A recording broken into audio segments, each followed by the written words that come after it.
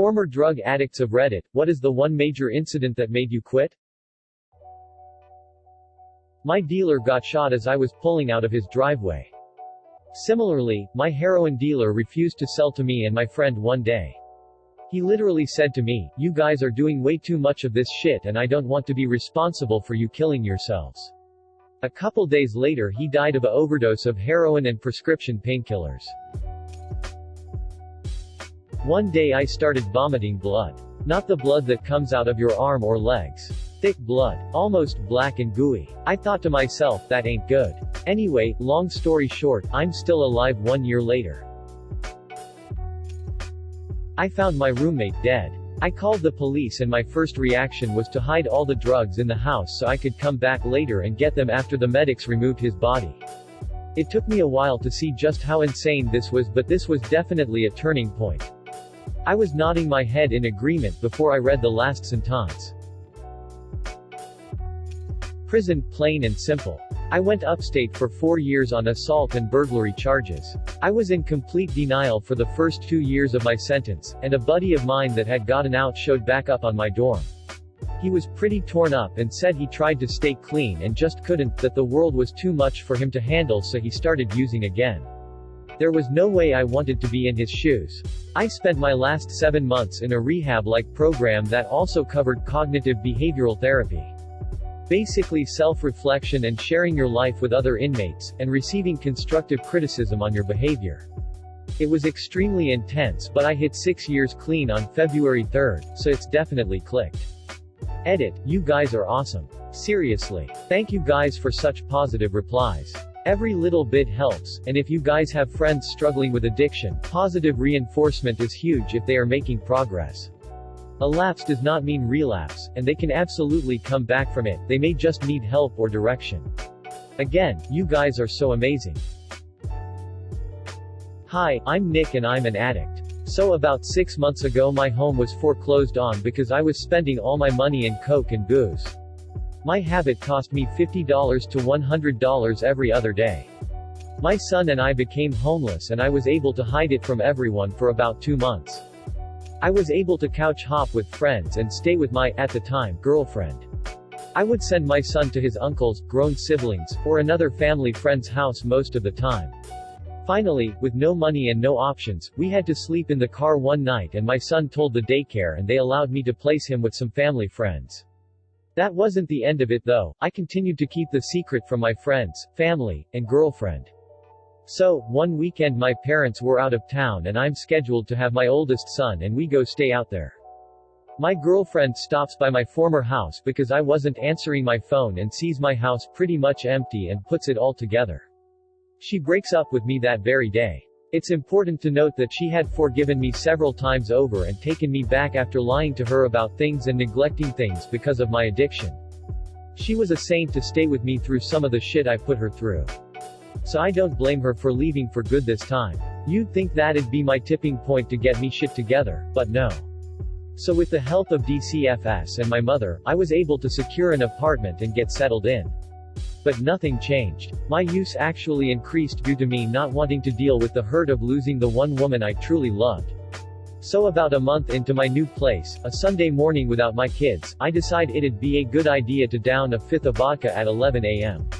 The bottle is gone by noon and I quickly blacked out. From what I've been told, I was constantly harassing my now ex, calling her over and over from generated phone numbers. I also went to her new boyfriend's parents' house where he lived and allegedly destroyed a wooden gate and harassed an older woman. After that, I was told that I got into my ex's apartment and stole her son's bed sheets with blankets and stuffed animals and sprayed oil all over her couch. I have zero recollection of any of this. So I come to around 6 or 7 that evening and continued to drink and ended up getting some cocaine and stayed up all night. I can see through my blinds that it's starting to get light out and I start typing text messages to my mom, who is also my boss, another lie as to why I wouldn't be able to come in that day. I'm sitting there, hands shaking, mind racing, and the notion of coming clean crosses my mind, and I ran with it. I told my mom everything. That evening I went to a rehab facility for 5 weeks and have been clean from booze and coke for 4 months now. I've gotten my life back, I am no longer a slave to my problems. Edit, not sure if anyone will see this but tomorrow will mark 9 months free from booze and blow. Edit 2, it's been a while since I've written this but I'm still receiving messages about it so I'd like to report that it's been 2 years since I've touched a drop of booze or line of blow. Hell yeah man, keep at it. Mine is pretty mundane compared to other but I was pretty young so I didn't have a lot to lose and death wasn't scary. I was a teenager living with my father who still is, an addict and is the reason I started doing drugs. I was also occasionally homeless depending on his mood. I just came home one day and the house was a mess, my brother and dad were high out of their minds on the couch watching TV, and I just realized that I didn't want this to be my life forever. It was too sad and empty. It took a while to really get my addiction under control but it's been 10 years and I'm doing very well. I was watching intervention about a girl who had an opiate addiction. I had spent the previous week vomiting and couldn't remember much. Had stolen from a good number of friends' medicine cabinets, was spending money like crazy. Anyway, watching intervention, and this girl falls asleep with her cigarette in her mouth and it falls out. I started to laugh, but then also started to doze off, and my cigarette fell out of my mouth and I stopped using daily after that. I overdosed 3 times in the span of a month. The first time was in my boyfriend's bathroom. He had no idea how bad I was, and didn't really have a concept of heroin addiction. I accidentally OD'd in his bathroom while we were watching shitty cartoons on Netflix one Friday night. He ended up finding me turning blue and not breathing, and did chest compressions until paramedics arrived.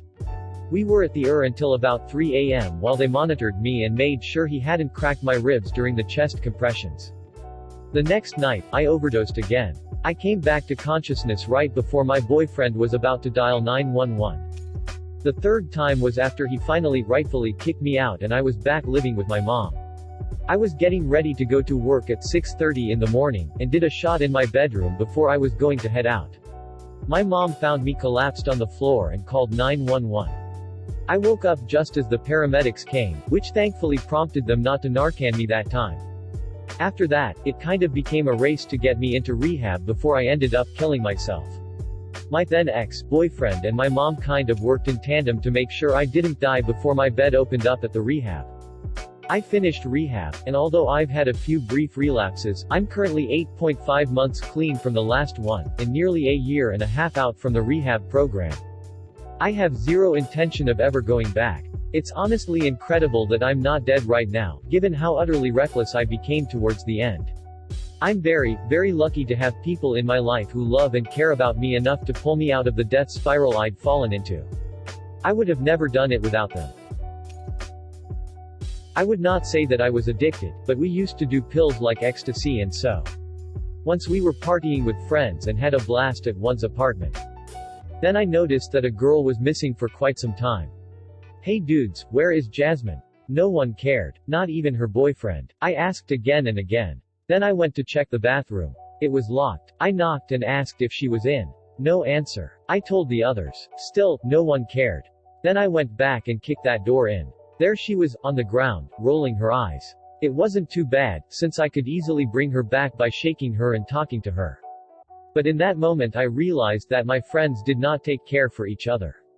So it did not seem safe anymore and I just stopped. I used meth regularly for about a year. There was no major incident. I just got sick and tired of the hassle it was to keep it in my life. The careful dosing, the constant monitoring of the way felt to see if it was time to redose and how much, forcing myself to drink water, eat, sleep, managing the come downs. I think worst of all was never being sure if the powerful feelings of love or hate I felt towards people and things were real, or just the result of too much, too little dopamine in my brain. I honestly just decided it wasn't worth it. I'm so lucky not to have been in too deep before I came to this realization. My cousin in Yellowknife died of an overdose. The next week I went out and forgot to call my parents, 17/18 of a year old at the time, and when I got home, the look of fear, anger, and hurt from my lack of responsibility really put things into perspective. Having my mom and step-dad tell me how fucking unbelievable my actions were after what had just happened to my cousin made me realize if it happened to me they would be devastated. I couldn't handle the thought of doing this to them.